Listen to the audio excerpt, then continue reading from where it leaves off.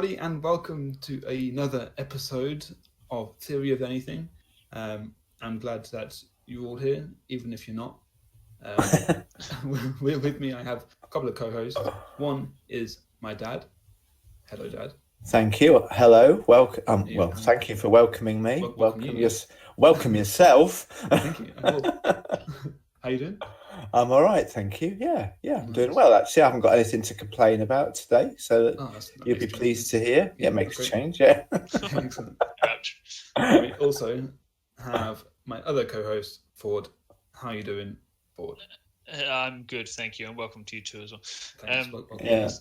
I'm good at the moment, but although I may not be soon. I've got some major surgery minor surgery. That's a cross between minor and major. Is major? Yeah. 3/4 surgery. Yeah. Minor surgery this week.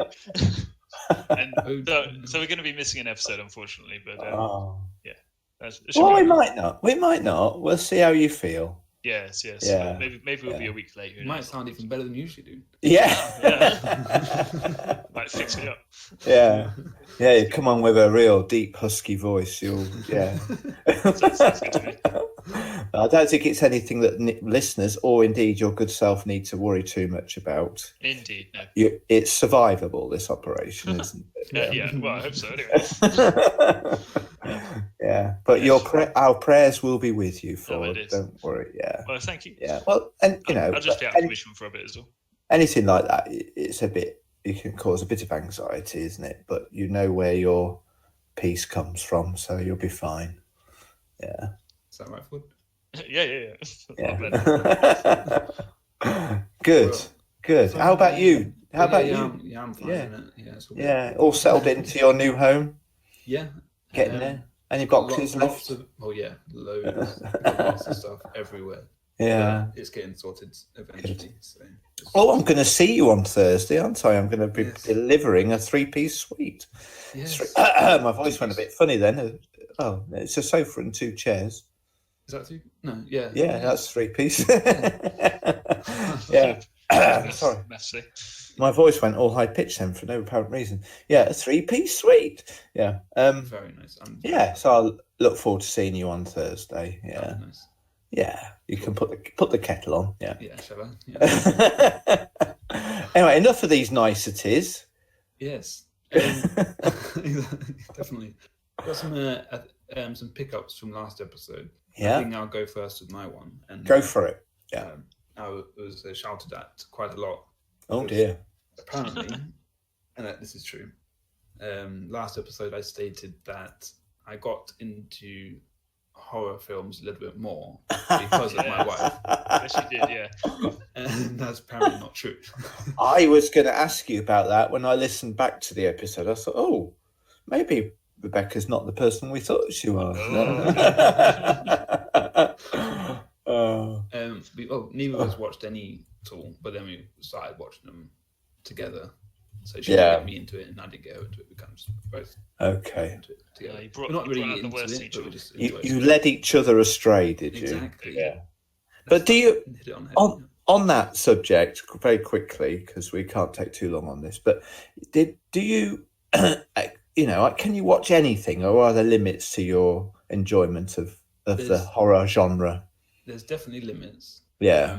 If it's just like absolute nonsense and just stuff for no reason and it's over the top, then it puts me off for sure. Yeah, because there are some just outrightly offensively disturbing films that I would suggest nobody lends their eyes to, but there are others that might push the limits of what you can cope with, and everybody's got a different limit, haven't they? As long as you can keep your peace as well. Yeah, you don't go to bed having nightmares or anything like that. It's not good for you. But I like a bit of a scare and a jump, Yeah.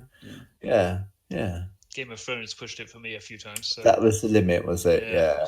No, I can understand that. There was some bit gory stuff in that, and some stuff of a sexual nature as well. But I watched a film with my brother the other day called Underwater, It's a bit like Alien, but in an underwater environment. And we talked about Alien in the last episode, didn't we? And there's some jump, and that's how we got onto the subject of horror films, wasn't it? But I understand you have to respect the individual's ability to cope with that sort of thing, don't you? Yes. On that point, I kind of thought, I was a bit surprised because in our last episode, you both picked up on your best films being ones that have gritty and horrible stuff in it. Yeah. Is that what you come to sci-fi for? No. Yeah. Well, not personally. I think sci-fi has a wide-ranging appeal, I think. Yeah. I think I mainly come to sci-fi for the really interesting new concepts. Yeah. You can't really find in any other genre. Yeah, I'd agree with that. But it's the style of it as well. The gritty style draws me more. Yeah. To the concept. Yeah. Yeah, fair enough. Yeah.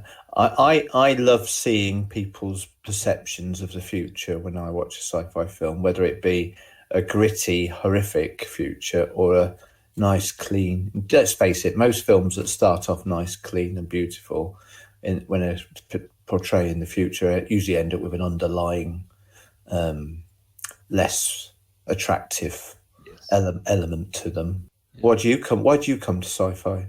Well, I just like a bit of escapism and enjoyment, I guess. So no gritty for me, thank you. No grit. I guess Battlestar Galactica was kind of gritty, and I love it. It was, so I guess if it's not done too harshly, I guess. Yeah. Yeah. Mm-hmm. Yeah. Which kind of takes us on to our other pickup. Do you want me to say that? Go for it. I felt afterwards, and I did put this on Twitter as well, is at Theory of Anything, Ting, at the end. We have to say that, don't we, every time? I commented on there that on reflection, the segment last week in the last episode 8, where we talked about our top 3 sci-fi films, we ended up putting Alien. I'm not disputing the first one. We chose 2001: Space Odyssey. I'm glad that was at top. But I thought afterwards, how did Matrix beat Alien when 2 of us had made Alien in our top 3? Surely that should have put Alien above Matrix, really. Yeah, I think it's because Ford would have had the no choice. Other ones. Yeah. In the top 2. Oh. And that's He can still have Matrix, but it's just the third choice, that's all. Well, I'm fine with that. So maybe we should bop Alien so up to one. We resubmit our, for the record, for the minutes. There's 2001: A Space Odyssey, then Alien, and then Matrix. Thank you. I'm glad we've made that amendment because I haven't slept since. It's been bothering me. Yeah, thank you. Thank you for that. Jolly good. Okay. On to the show. Paps. Segment. Subject. I'll try and keep this brief. I say that every week. No, I don't believe it. I wanted to cover something in the area of television. My wife and I have been watching a couple of really good TV dramas that aren't sci-fi. She doesn't like sci-fi very much, so we go for something like a cop drama. Nothing too scary or controversial. But there was one on last week called Flesh and Blood. Did you watch it? I've seen this. Have you? If it's what I think I remember, yeah. Oh, it was only on a couple of weeks. It was only on about a week or 2 ago. What? Yeah. Oh, so you can't have done Flesh and Blood. No? No, maybe not. Oh, I was hoping one of you had seen it. What was I thinking? Oh, no. But it doesn't matter that you haven't seen it. I'm going to give you a quick plot outline without giving any spoilers because it's still relatively new and there might be listeners who've recorded it but not seen it. I recommend it. It's a great series. It was 4-parter. It was on for 4 nights in a row on ITV, I think last week or the week before. And basically the plot is that a woman of older years, she's got grown-up children, so probably a bit older than me perhaps, she's got 3 children and she's lost her husband's died, and she's met a new man in her life, and so she but the 3 children, adult children, don't like the new fella very much. And the plot unfolds that is he all that he is made out to be, or is he just after the family's inheritance, you see? Yes, and yes, they, yes, he is. Oh, is he? I'll call that. Sounds dodgy to me. It was that obvious, was it? Oh, yes. yes, he is. Yes. Yeah. So there are a few plot twists. So it may not be. Maybe it is. Maybe it's not. But there's one particular thing in it. Something happens to one of the characters at the beginning, which is like, and then the rest of the show is flashback from what, this incident. Somebody gets hurt. We don't know how serious that person's hurt or the nature of what's happened to them. They could be dead. They could be fighting for their life. Actually, we know they're fighting for their life, but we don't know who it is out of all the characters that we've met in the first 20 minutes. Yeah. And so the police are interviewing each member of the family, and they've deliberately, it's hard to explain briefly, they deliberately scripted it so that we're not 100% sure who it is who's been hurt. And it felt to me like a real, I'd use the word contrivance, a plot contrivance in the script. And it stood out like a sore thumb that in these police interviews, they were saying, there's a person fighting for their life. This is an important thing. We could be dealing with a murder, or something like that. And you think in a police interview, now bearing in mind that the family members who have been interviewed, it could be their mum or their mum's partner. There's the two people. We don't know if it's one of them or the other. And you just wouldn't say those phrases or words if you were an interviewing police officer. And it just, every time it happened to each of the neighbour and the three children, the 4 interviews that take place, that it just jumped out as a sore thumb, you know what I mean? And it really made me feel annoyed about it. It just took you out of the experience. It did, because I felt manipulated, and I know the writers had to manipulate the script to make the surprise or the reveal at the end of episode 4, it's only 4 episodes, more of a surprise. But this word contrivance, just I felt like duped a little bit, I suppose. And although it was a great drama and a satisfying, well, it didn't really conclude with many people. I've spoke to a few other people, particularly my mum, who loved it. Hi, Mum, by the way, because my mum, your grandma, is a listener to the show. Yep. So welcome, Mum. Got to get that in. We didn't call outs now. Yeah. Dedications. She really loved it, and she thought that the thing that niggled me didn't matter to her so much.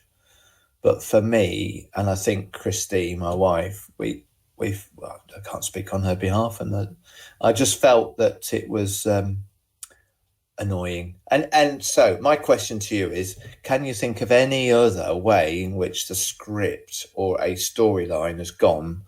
And I think I like the word plausibility in my entertainment. I like something to be plausible. Yeah. It might not be very likely, but at least it's got to be plausible. Yeah. Is this all 100%. Because you could? Is this all because you couldn't guess? You got it wrong, I'm guessing. No. I think it wasn't really about that. I just think it was shoddy script writing. Yeah. I'd rather not have. Don't use that line at all if you're going to use it badly. There was 4 different interviews, and each time they refrained from saying who was in hospital by using different phrases, and they didn't have to include that line, I don't think. Okay. Or they could have used it, and it jumped out off the screen as if they couldn't use the same line 4 times, but maybe they should have done. It would have been less obvious. It's hard to kind of explain without you having watched it. But can you think? Okay, you get the idea. I'll let you speak. Your turn. Well, one that jumps out to me is probably the one that's annoyed me the most ever. Is Game of Thrones. Oh, really? So much in the last maybe 3 seasons. Really? Not just the last season. So implausible. People teleporting around. things just happening when they shouldn't happen, and it's just it went from a TV show that if someone should die in a situation, then they will die because they're being stupid or because they forget to wear a helmet or something else. To it just being like, oh, people are teleporting all over the place now, or this one person can fight 200 people and it's happy. And spoiler alert, when the what are they called? The White Walkers. The White Walkers are swarming over. I've forgotten all the words. Winterfell, yeah. And the White Walkers are swarming over Winterfell. They're all in the caves. They're in the dungeons. They're in every room of Winterfell. Yeah. And then all of the main characters survived. All the main characters survived, and then everything's happy. Well, hang on, they don't all survive. They don't one. Survive. Bar one. And he was the main character. Jorman, what's his name? Yeah, Jorah Mormont. He doesn't survive. He's my favourite as well. And somebody else. Who else doesn't survive? Oh, Thingy. Theon Reek. Yeah, he doesn't survive. In fact, he has a hero's death, doesn't he? Hope we're not spoiling it for anybody. But you see people just getting literally one person pinned against the wall by 5 of these and the young girl, and then next queen. They're fine. That's because the camera cuts away, and then next time you see them, they're fine. It just blew my mind. And then the next half an hour later, they're down in King's Landing with a huge army. Like, where did this army come from? That's in the next episode, but yeah. Well, because that episode that you're talking about, which was probably highly acclaimed episode, because it was at the beginning. It was. People loved that battle, really but it was at the beginning of the last season as well, wasn't it? Yeah, but they really didn't love that battle at all. Most people complained about not being able to see anything. Yeah, the rest just complained about the formations and everything being absolute trash. Like, whoever was in charge of their strategies was absolutely horrible. And the fact that all these seasons have been mounting up to it, and then that's it. It's just all over. But it wasn't. First episode. It wasn't the conclusive thing, though, was it? Because it went on to do other things. Walkers.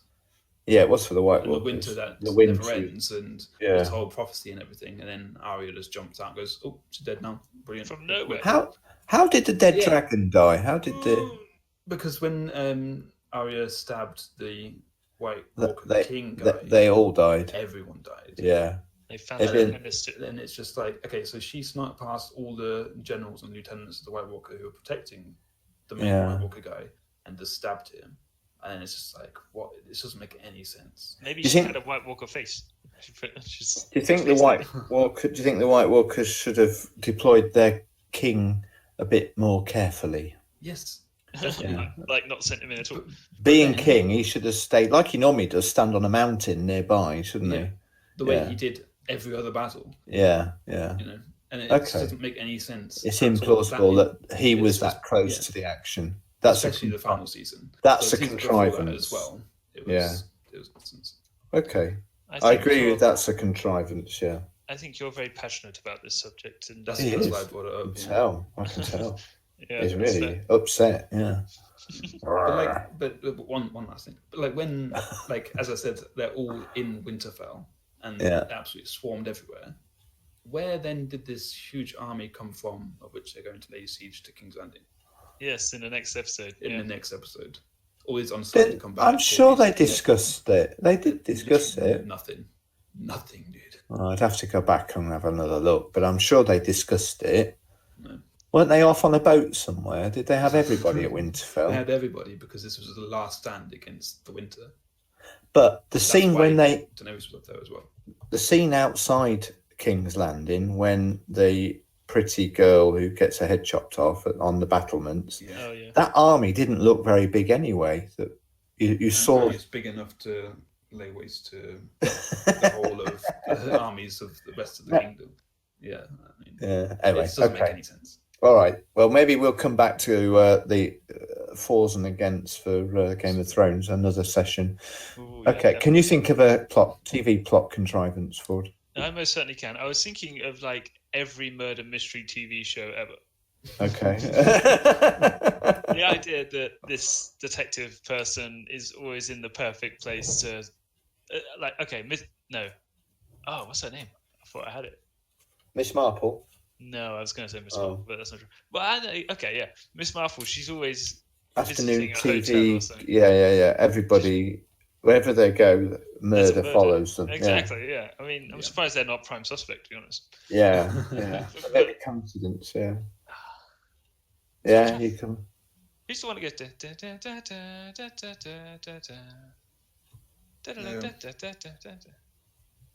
Oh. Okay, I can picture it, but I can't name it. Sorry. Someone comment. Yeah, we'll get that. That'll be a pickup on next week's episode. Yes. Yeah. I was thinking about that. I've got Stargate, where all the aliens can speak English. Yeah, which is very handy. Yeah. I was thinking Breaking Bad. Just a specific episode, because I know Breaking Bad is brilliant. Yeah. In Breaking Bad, the episode where Jesse gets together with his neighbor, and who's his landlord. Sorry. Yeah. And then she dies, and then how does it go? She dies. Her dad, who happens to be an air traffic controller, happens to mess up, and the airplane happens to be above their house when it blows up, or something like that. Yeah. The wreckage falls on the main character's house. Far-fetched. Yeah. It's like, what? How did what that? It was quite spectacular, but it was very far-fetched, and it showed you how it all happened. To be just like, it doesn't. I think it owns it, but I don't know why. Yeah. They're good examples. Yeah. It frustrates me in a drama where, as again, implausibility is used. Oh, sorry, my brother trying to ring me. Get out of here. He's rang me twice now. Maybe he's got something to say. Let me just see. Hi, bro. Hang on a second. Hello. We're in the middle of recording an episode. But if it's quick, you're quick. It's open. The cinema's open. Oh, you can keep this in the podcast. Yeah. Don't cut this. Oh man.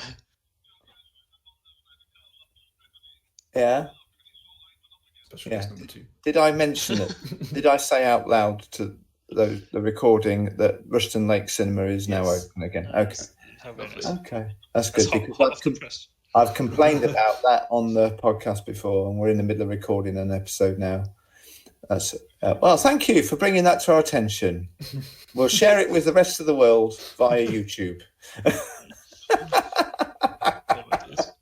All right, mate. Thank you. I've got to go. Yeah. Bye. And remind me to put my phone on silent next time. Yeah. Okay. You can keep that in if you want. You're off to the cinema then, eh? Not now. Anyway, carry on. Where were we? I forgot what we were. You're in the middle of saying something. Yeah. Anyway, I don't think we need to say any more. That's plenty of time on that, isn't it? Plot contrivances. Yeah. And it should be annoying plot contrivances, shouldn't it, really? But yeah. Yeah, I mean, the writers... Go on. Writers have to contrive things, don't they, to make the plot move on? Yeah. But sometimes it has to be a plausible. That's my problem. Yeah. I mean, the idea that Stargate, where they go through the gate and they don't have to do the whole translation thing, I mean, that's probably useful for the story because... Well, perhaps they have babel fish. Yeah, maybe they should have had something like that. But I was going to say, and in Star Trek, they use some kind of universal translator. I think they call it in Star Trek. Yeah. The thing is, if everything is 100% realistic, then you just get a documentary of your life. Yeah. Yeah. It just wouldn't be very interesting. Yeah. I mean, a murder mystery cop series where where nobody dies would be a bit boring because it's about soap operas. I mean, EastEnders and Coronation Street have more drama in the space of a month that most streets would have in the whole of a person's lifetime, don't they? Yeah. Definitely.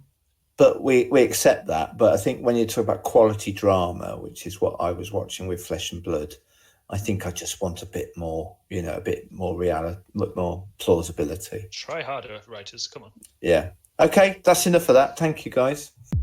Thoughts. Segment. Subject. Now, I'm going to be talking about some God stuff. I like to watch lots of videos on the YouTube on apologetics, Yeah. Oh yeah. Now, for those of you who don't know what apologetics is, Devon, would you like to define it for us? Why do I have to do it? Because you've been to Bible college, yeah.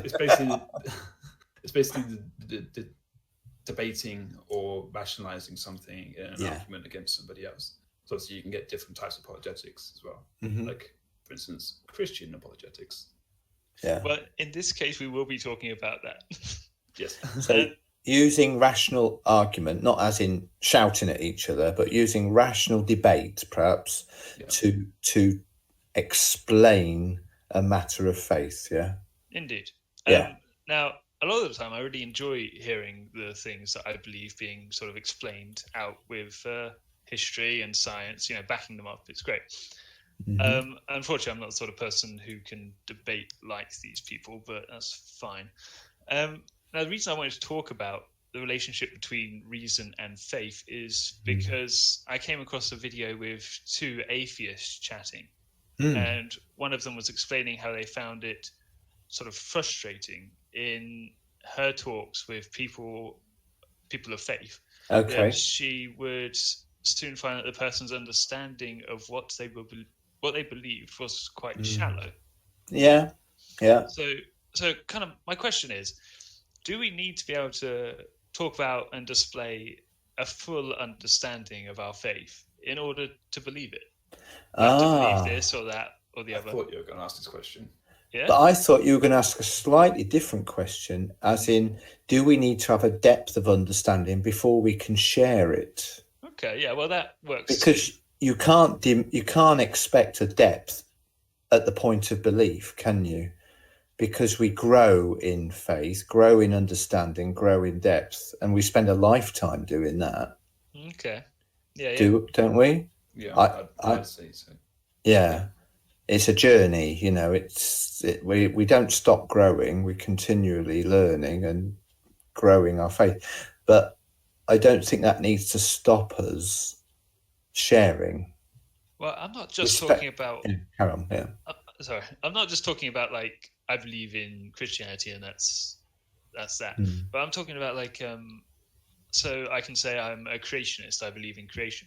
Then do I need to have a complete understanding of what a creationist actually believes in order to say that? I think it's wise to understand what you're actually claiming. If you identify yourself as part of the group, or you believe the same as a group, then you need to understand what that group believes. Because obviously you can be saying things like, I am with these people, and it could be very, very dangerous what they actually believe and what they actually express to the world as well. Because your opinion of that belief would be completely different sometimes, but if you're identifying in that group, then you take on some responsibility as well with that group. This woman in the video was saying how she would talk to people and they would say, yeah, okay, I'll just send you a link to this guy explaining whatever it was. And so she would come back to them and say, yeah, I have a question about this, that, or the other. And then they'd send another link or something like that. Okay. And she was saying, do you really believe it if you can't say it yourself? So that's kind of the question I had. Because I understand that we don't have to be we're not all called to be evangelists or whatever and apologize the world or whatever of Christian belief. But it's a responsibility to understand what you believe, surely. That's kind of... I think there's a degree of that, but I also think we don't have to be afraid to share what brought us to our perspective on faith without necessarily, I don't have to have all the answers, I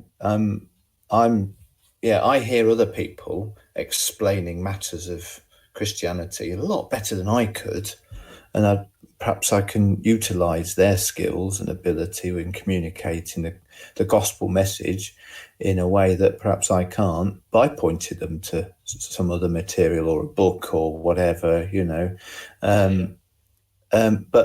but I have to be able to justify what I believe to myself and to others to some degree. Yeah. Do you know what I mean? I don't just believe it without thinking about it. That's what apologetics is, isn't it? It's not that we're apologising and saying sorry for what we believe. It's about being able to come to an intellectual decision about matters of faith. Yeah, I always think of it, you can't really argue someone to faith, but I was thinking of it, removing the obstacles, I guess. Because some people can have a genuine inquiry, I guess, into the world of faith, and they can have obstacles to stop them, essentially. So I can understand apologetics being used to sort of remove those things. Yeah, I hear quite often because I listen to a lot of talk radio shows as well as podcasts, and I hear phone-ins where people are defending the Christian faith, and they do it so badly. It's and they're not the best examples. I wish those Christians wouldn't ring up national radio stations and think that they're doing Christianity any favors by being so ill-equipped to share. That they're stumped by the simplest of questions. And I think, but if you're talking to a family member or a friend or a neighbour or somebody in the street and you've only been a Christian a few weeks, you're not going to be able, you can't not say anything about what's happened to you, but you don't expect, nobody can expect you to have all the answers, can you? Some people, they sort of react badly to the idea of reasoning and faith being come on. It's sort of like I'd be insulting my faith to have a reason. Yeah, that's wrong, I think. Yeah. So, I mean, like I say, I like a lot of these videos. So I find it a great sort of, I think I am sort of person who needs intelligence behind faith, even if I can't do it myself. So I find great security in the fact that there are people who are very intelligent. Who believe the same thing as me, and they can verbalize it and back it up. There's a great podcast by, and it's an unusual word, I might ask Trinity to put this in the link, by Ravi Zacharias. I think Ravi Zacharias Ministries. Really fabulous intellect, and it's a whole college or university of apologetics, and it goes over, a lot of it goes over my head, but it proves that a man of faith and intellect can be reason. His reasoning can explain his faith, if you know what I mean. Yeah, I recommend that to you anyway.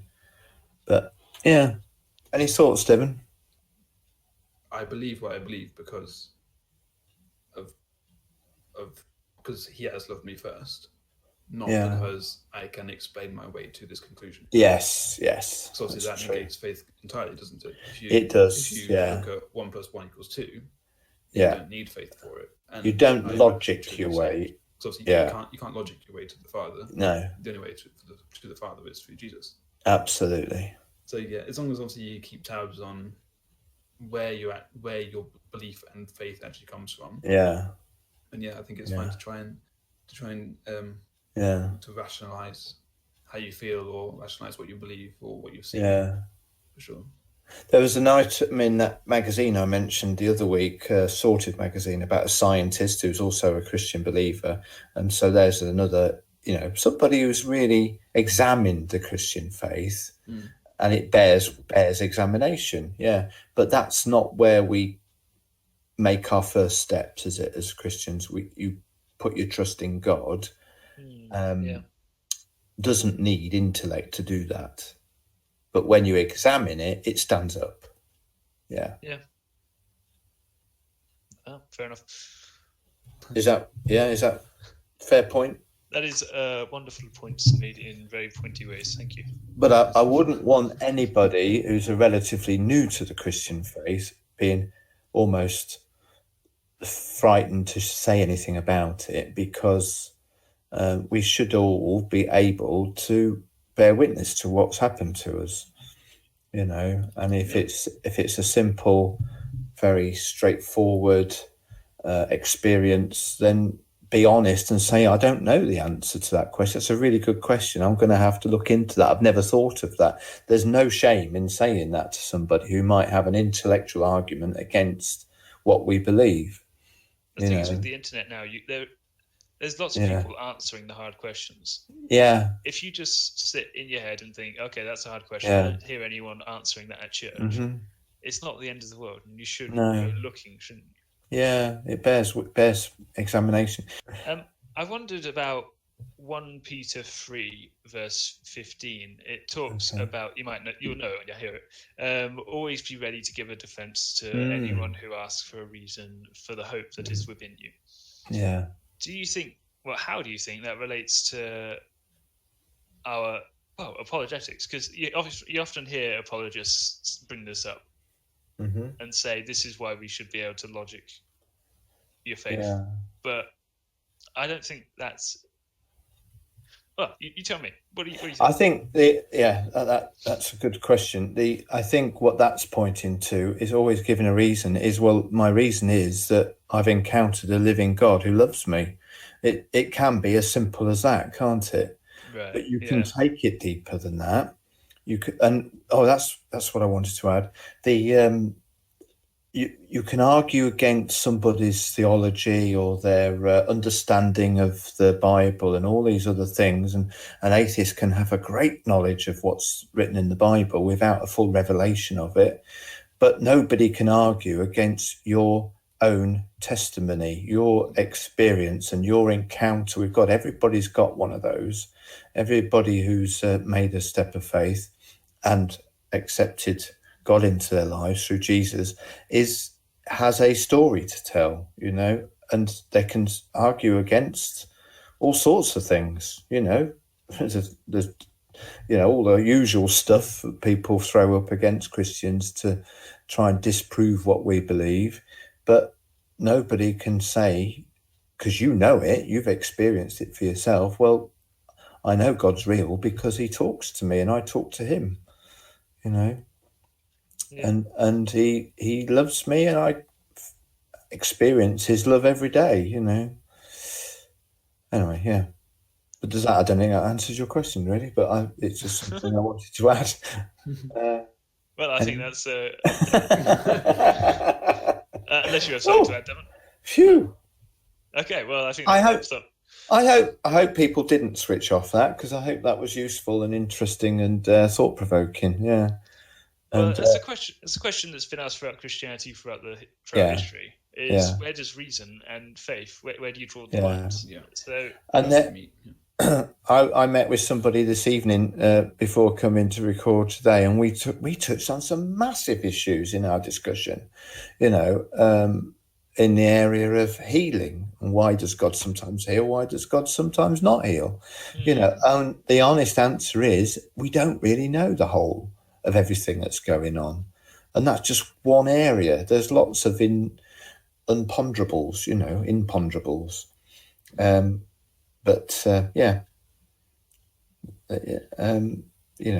You touched on creation. There's questions about that Christians see differently, isn't there? Yeah. All sorts of stuff. There are fundamentals that we all agree upon, and there's lots of stuff that people have opinion on, but there's a lot of stuff that God calls us to just trust him. Trust him. It doesn't need answering yet. We'll know one day when we meet him face to face. Devon's segment. Subject. Cool. I wanted to talk to you guys today, more like I asked you a question. Because we've already, involuntarily talked about Game of Thrones today. Involuntary, as in you brought it up. Yeah, I had to. hadn't planned it though. Yeah, right. Had to be said. Yeah, there's a lot of conversation around George R.R. Martin, and if he'll actually finish his book series, A Song of Ice and Fire, before he dies. Obviously, he's not very happy with that conversation be going around, because it's like he cared more about the book series than his life. But with that in mind, I was just thinking, is there anybody who in the literature world has died before their time or you would like to have seen more work of. Yes. Which no longer is impossible. I already know what Paps is going to say. We talked about him already on this podcast. Yeah. Yeah. Such a loss to the literature world. Yeah. Yeah. He started a book called Salmon of Doubt. He did, yeah. And I have read it. Somebody else took on the writing of it. I've forgotten the name of the author now, who did a good job of it, but it would have been so lovely to have read his version of that book. Yeah. Yeah. Yeah. Exactly. Yeah, Salmon of Doubt. Yeah. That's my answer to your question. Yeah. Fallen say. Heroes. Yeah. I know Terry Pratchett. I like a lot of what he does. He went. What was wrong with him? He had a. Did he have Alzheimer's? Yeah, I think so. So his writing slowly got worse and worse, and then he died and stuff. So that's a shame. Yeah. Even though he's a staunch atheist, and a lot of his writing reflects that, still he was really funny. And Douglas Adams was an atheist as well. That's why he was able to. We use humour to pick at God, but I think he was always respectful in that. maybe not. Really? I don't know. No, perhaps he wasn't. No, I doubt he was. But still, good writers. When he quotes God saying, "I refuse to prove that I exist, for proof denies faith, and without faith I am nothing." And then man proves he exists with the Babelfish. Yeah. Oh yeah, back to the Babelfish. Yeah, full circle. Wow, that's creepy. Wow. Yeah. Yeah, because this whole subject got me thinking of people like Jung and I don't know, really? Gandhi and Socrates, all these people who had Saint Augustus. Yeah, people with amazing literature and philosophy and things like that. But if they released anything else, would it actually be any good? And if they released it in these days, would it actually be picked up on at all? I don't know. Interesting. Actually, St. Augustine died at 75, so I think he probably got his best work under him. I take it back. I mean, we talked the other week about Arthur C. Clarke as well, didn't we? And some of his writings were better than others, but so there's no guarantee. Longevity doesn't guarantee a continuation in quality. No. Yeah. I mean, he died I've just looked it up, Arthur C. Clarke died in 2008. Yeah. So would he have continued to write such spectacular material as he did in 2001? Yeah. Well, I think the answer, as I say, his other works didn't gain that same notoriety. Yeah. So you're saying that some authors might have one good idea or several good ideas, but that doesn't necessarily guarantee anything. They say everybody's got one book in them, don't they? But not everybody's got more than one, Yeah. I think, Ford, you've read Dune? Yeah, well, I'm free, I'd say, I'm most of the way through it. I'm just going to say that. Is that Frank Herbert? Yes, Frank Herbert, yeah. He planned on making more books, but he died. His son took it over, didn't he? Yeah, before. Really? Books, yeah, and Brian Herbert and someone else took it on. Apparently, the books by his son are really not that great. Okay. They're prequels, aren't they? I think. Are they? I don't know. I'm still on the first one, so I know very little about it. Yeah. But it seems to happen quite a lot. So obviously, releasing books, you release them years, after one another. So if you're in the middle of a series, it could be that you're in a situation that you can't release any more by the end of it, or you can't write any more or anything. Because people who put so much time into these books takes a lot of time. And also that's the issue that I was talking to you about with George R. R. Martin as well, because he put so much time and effort into these epics, and the books are huge. And he has to think, okay, where's this lineage match up with this lineage, all that kind of thing. That is getting to the point of being is he actually going to finish these books or not? Well, I didn't realise it wasn't finished. So, Song of Ice and Fire, I thought that, how can it carry on from what we've seen on TV show overtook the books. Yeah. Yeah, so they went separate ways, basically. Yeah, I had heard that. The ending of the Song of Ice and Fire book series might not be the same as the... the TV show. That'd be a shame. Anyway. A shame? Yeah. Oh, did you like it? I did. I know we disagree on this, and let's talk about that another time. Let's not go there. It's too big a subject. For the second time this episode, we're pushing. Yeah, we're getting lots of material for future episodes anyway. I've just looked up. Isaac Asimov died in 1992. Do you wish he'd written more material for? I'm sure lots of people enjoy his books. Yeah. Yeah, that's what I understand that. That's all we're going to say about that. Yeah. No. So are you suggesting then, Devon, that writers shouldn't make more than... Well, they should only make self-contained novels? No. Oh, okay, fair enough. I'm not suggesting that at all. I'm just saying that it is an issue that does occur when you're making these huge epics, especially, that do take too long. Like, not too long. It should take a long time to completely finish the entire series. Okay. I know when it comes to films, when a film is trying to set up a franchise or set up a sequel, it tends to make the film suffer really badly. Yeah, definitely true. Are we wishing then that, it sounds like you are, with George R.R. Martin, if the creators of the TV series had waited a bit longer so that the story was complete before beginning the filming of a TV show, you would have approved of that more? Oh, I don't know the ending yet of the book series, but I would be highly skeptical if they had all the plot holes and all just the messing around the series. Okay. In the book. But by the TV producers finishing that story off their own back, it's going to be much harder now for the author to really create something that's not influenced by... He must have watched the TV show, mustn't he?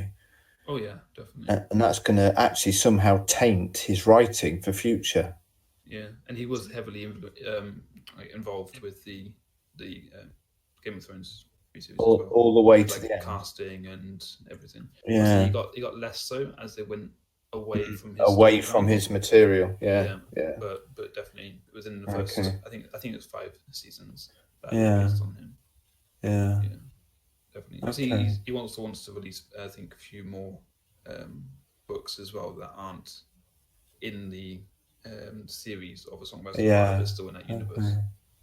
Who's writing the proposed prequels to Game of Thrones?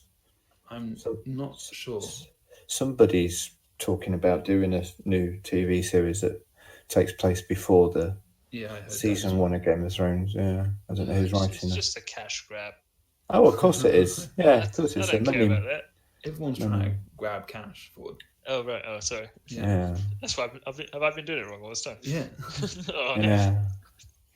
I think it might be good. I'd rather it released than not released. With the hopes of it being quite decent. I mean, it reminds me also of Gene Roddenberry, who's the creator of Star Trek. There's not many episodes we don't talk about Star Trek, is there? Obviously, he passed away. I forget when now. But he, I think he was in the middle of... Oh, somebody can have a quick look.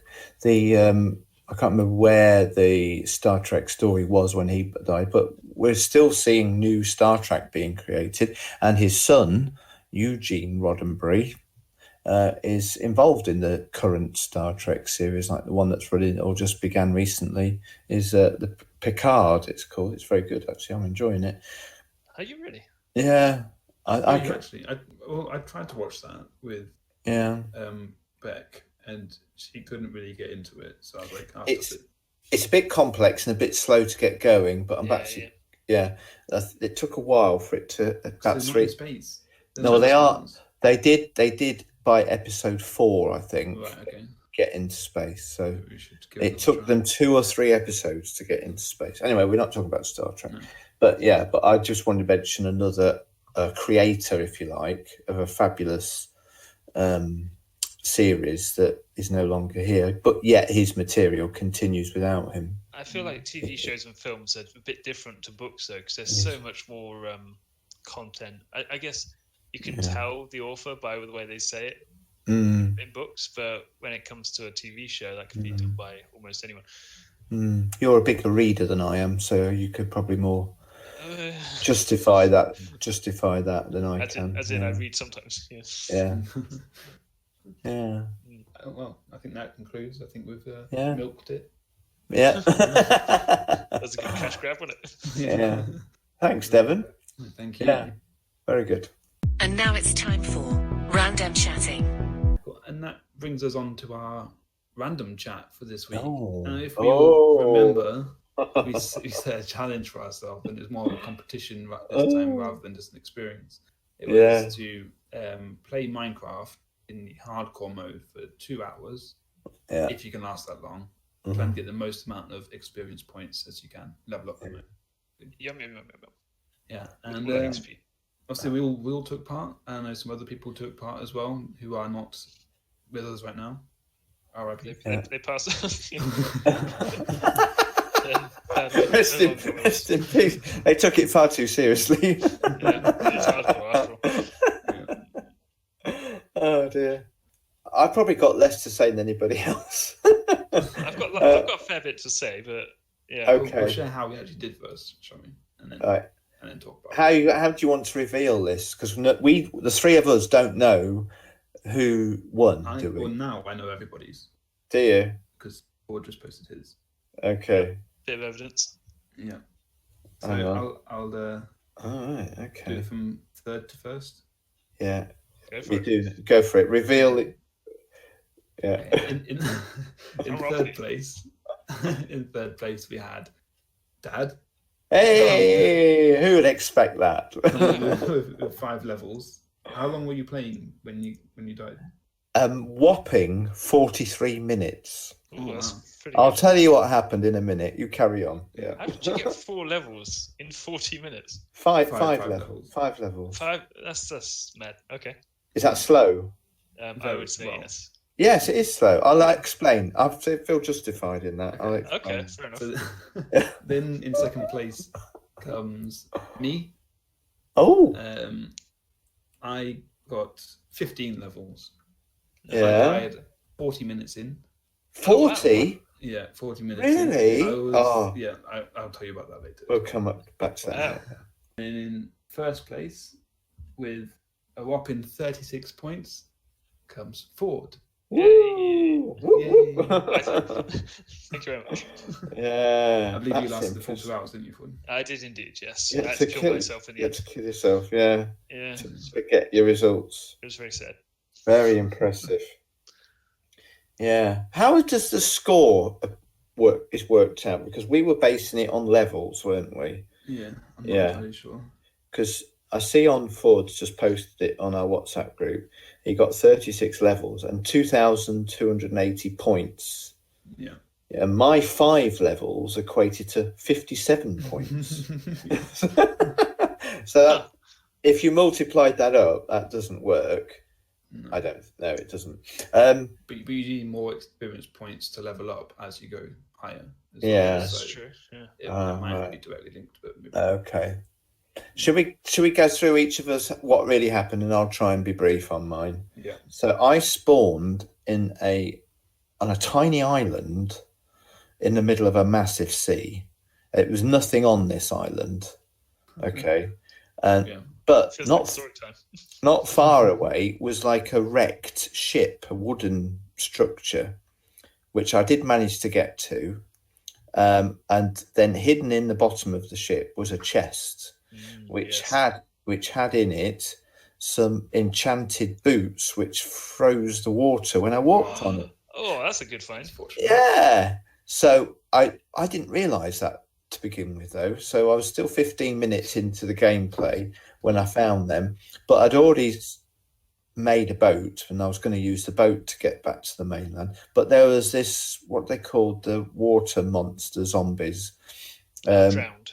Yeah, the drowned. They kept attacking me. It was really hard to get to the chest without getting hurt by him. I didn't have a sword or anything, so that was a bit of a frustration. I probably should have created a sword and all the rest of it. My judgment in this game is not as good as yours, obviously. So I did get to the mainland. I survived a couple of nights. So I did want to say that the atmosphere in this game is still so good when you're vulnerable, when you don't have a lot to defend yourself with. I'm used to playing a game when I've got plenty of armor, plenty of weapons, diamond, everything, when we play it normally. But to go back to bare bones, you're really frightened of those zombies and the skeletons. So much more it does. Yeah, really quite tense stuff. And so I found all I could do was shelter at night. Not the best use of my time. But I did eventually get somewhere, and I found...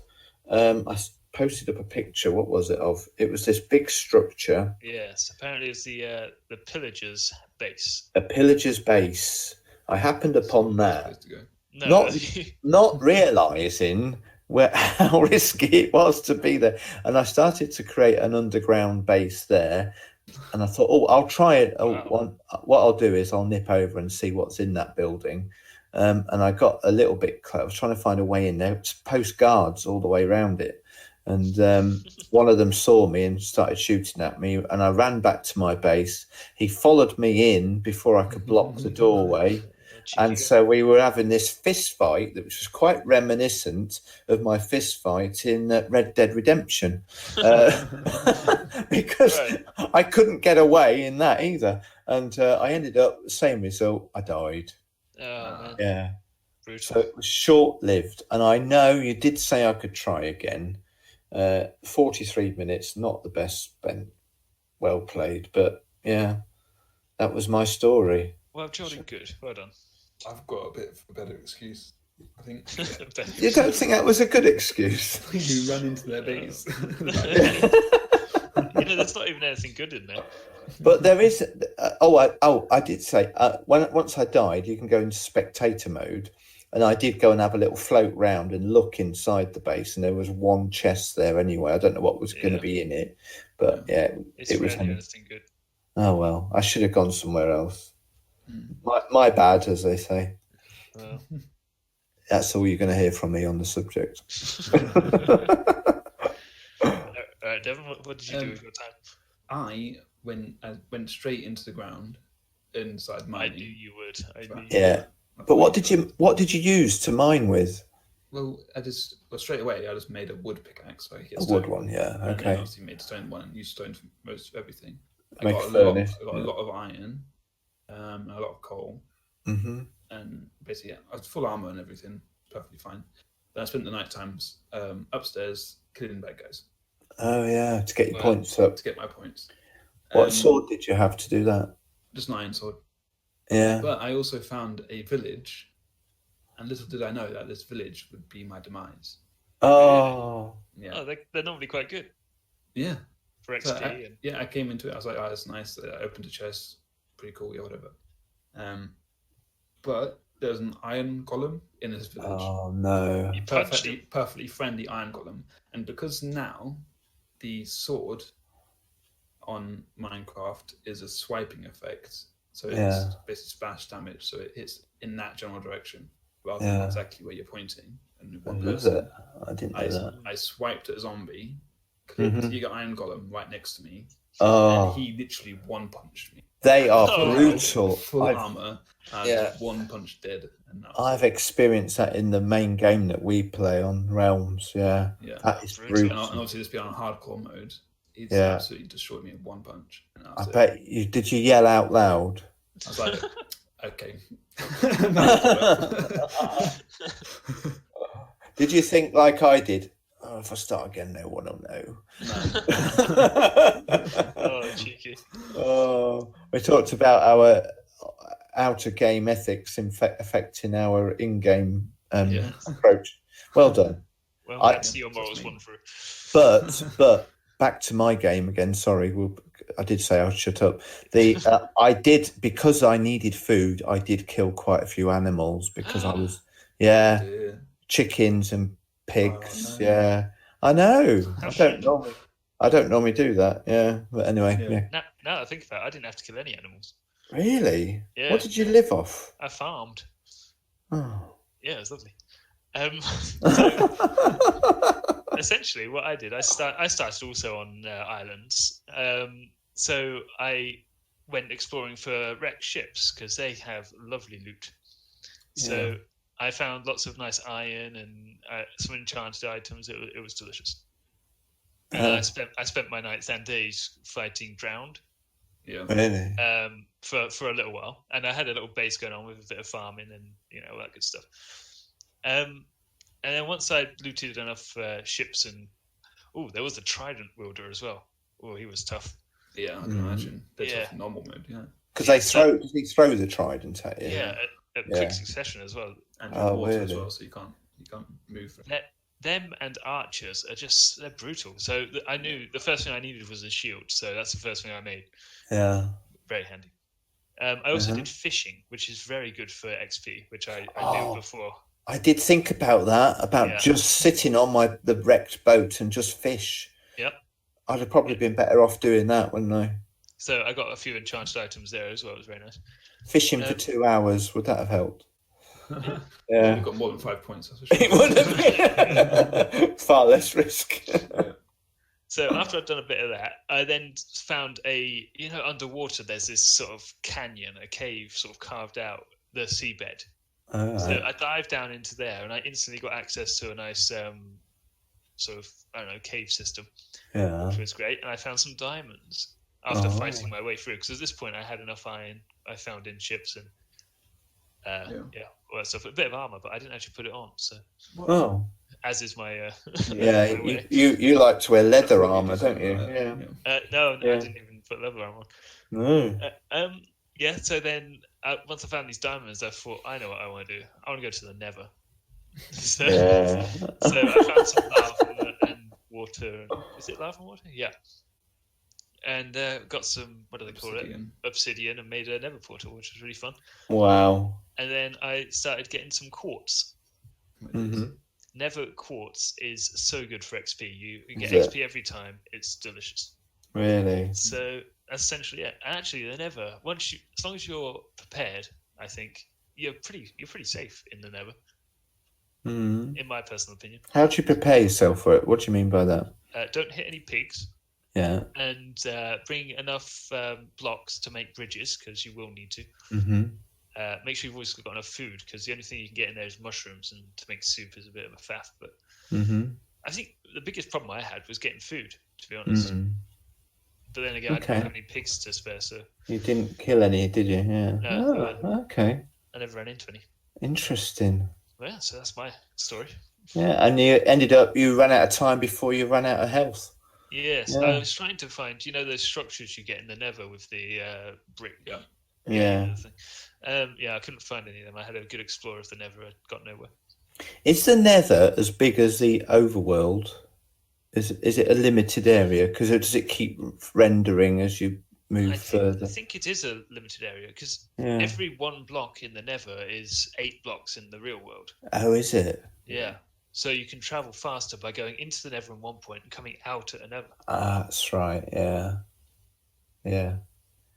That's how you often move in between large distances in our Realms game, don't you? Yeah, that we share. Yeah. Oh, you achieved a lot. Well, I just XP mine most of the time, to be fair. Yeah, that was impressive. So to get a Nether portal. I was expecting to be able to get the trident, but I was like, this isn't going anywhere. I did spend a lot of time killing drowns. I thought you'd be trying to do that. I was doing something stupid. That wouldn't be efficient at all, but I thought you were trying to... So I was like, I can actually win here. But then I was tapped. Oh, Devon, that's a disaster. Do you feel... What was your score again? How many? I got 15. 15 after how long? 40 minutes. Gosh. Yeah, so you would have been on track to have had a good score, wouldn't you? I think so, yeah. Because obviously the first good, maybe like 15, 20 minutes is gearing up and getting all the and everything. Yeah. Yeah, so obviously that was all done, and now I was fighting. Yeah. I was very fortunate to be next to a bunch of wrecked ships, because I got so much good stuff out there. I didn't really need to make anything. I'd never met a wrecked ship before, because I don't play it in that areas on our main game, In the sea. Yeah. Okay. Cool. Good fun. Yeah, it's quite tense, though, isn't it? I almost died twice. Really? I was down to like 1 or like half a health. Yeah. Oh, I was running for my life. It was intense. yeah. My when I had my battle with the pillager in a confined space, it was very tense. Yeah, I think I nearly killed him, but he just got me first. Yeah. Sure. Very, very reminiscent of Red Dead Redemption. Yeah. Apart from slightly less good graphics. Yeah. It's a bit blocky, isn't it, Yeah. The resolution's a bit different. Yeah. Did you want to talk at all about the actual game itself? Minecraft. Have we got time? No. Oh, okay. No. Well, okay. It's all right. You should give it a go. That's yeah. fine. We love it. We still love it, don't we? Yeah. Yeah. It's a shame, actually, that from a younger person's point of view, it seems like Minecraft has gone off the. Well, you'd be surprised. Really? Yes, because it went off the radar for a little while. Yeah. Then it boomed again. And Are they back? Playing, yeah. I felt that everybody was playing Fortnite instead of Minecraft. Well, but, the really young kids. Yeah. But Minecraft definitely boomed big time. Minecraft does attract. Yeah, and Minecraft does attract a broad range of players, doesn't it? In age terms, yeah. Well, I'm probably not the oldest person who plays it. No. Yeah. Is that what you tell yourself at night? I hope not. Yeah. I'm the least good at it, but yeah, it was fun. It was something to talk about. Well done. Yeah, cool. So, Quick. How many diamond stacks? Hang on, sorry. How many diamond stacks out of 10 do you give it? As a game or as my experience in the challenge? Oh, that's a good question. I don't know. As a game, let's go. Out of 10, as my experience, would be about a third of a stack of diamonds. Oh man. Yeah. 0.3. But as a game, it's good. It's a great way to pass a few hours, isn't it? And we love creating. You're letting your mind go and create stuff. Is a wonderful experience. I still enjoy playing Minecraft whenever we go on, especially as a communal experience of 4 of us sometimes play together. I'll give it 8.5. 8.5 stacks of diamonds out of 10. Nice. I think I'll probably get it maybe that's generous 8. Because it is a very, very good game, but it doesn't appeal to me as much as it could do.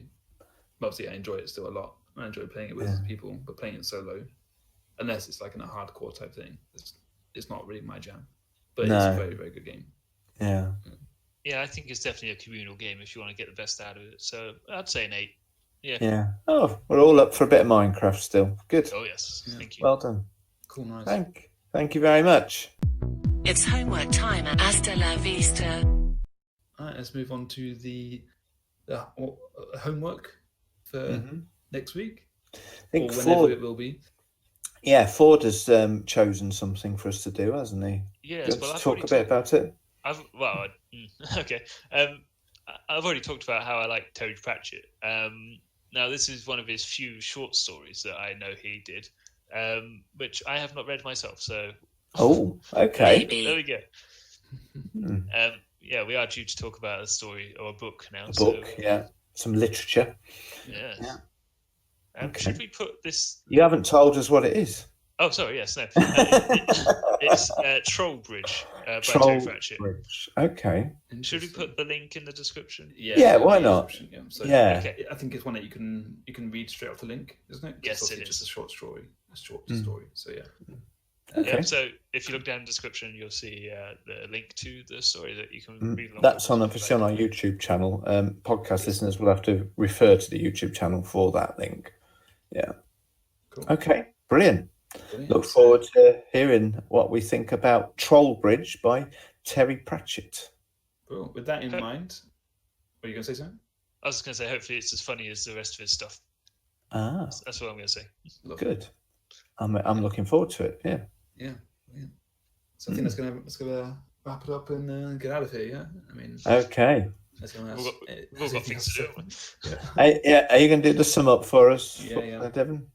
Yeah. So if you have any opinions or anything you want to tell us or anything you want to say about what we said or what you want us to talk about in the future or even try, in our homework, then obviously just go on Twitter. I think you mentioned earlier at Theory of Anything, TING. So give us a little tweet on there, or email us on the Theory of Anything. No, anything. Theory of Anything @hotmail.com. Spelt correctly on that, yeah. People think we misspelt the Twitter address accidentally, but it was deliberate. Yeah. Oh, yeah. Keep you on your toes. We would have got Theory of Anything if it wasn't taken. Yeah. Yeah. One more thing I just wanted to add: the next show, episode 10, which will be a milestone for us as a podcast, obviously. So there will be a guest in our next show. So look out for that. Yeah. Okay, guys. Exciting. And Ford, don't worry, you'll be fine. Oh, yes. Yeah. Going into the depths of the doctor's surgery. Under the knife. We'll be praying for you. Don't worry, it won't be a meat cleaver. Yeah. I might pass out if they do. Yeah, you'll be fine, mate. Okay. All right. God bless you. And God bless you all. I look forward to seeing you all around the mic next week. Well done. I did your thing. He did my thing. Bye. Bye. Bye.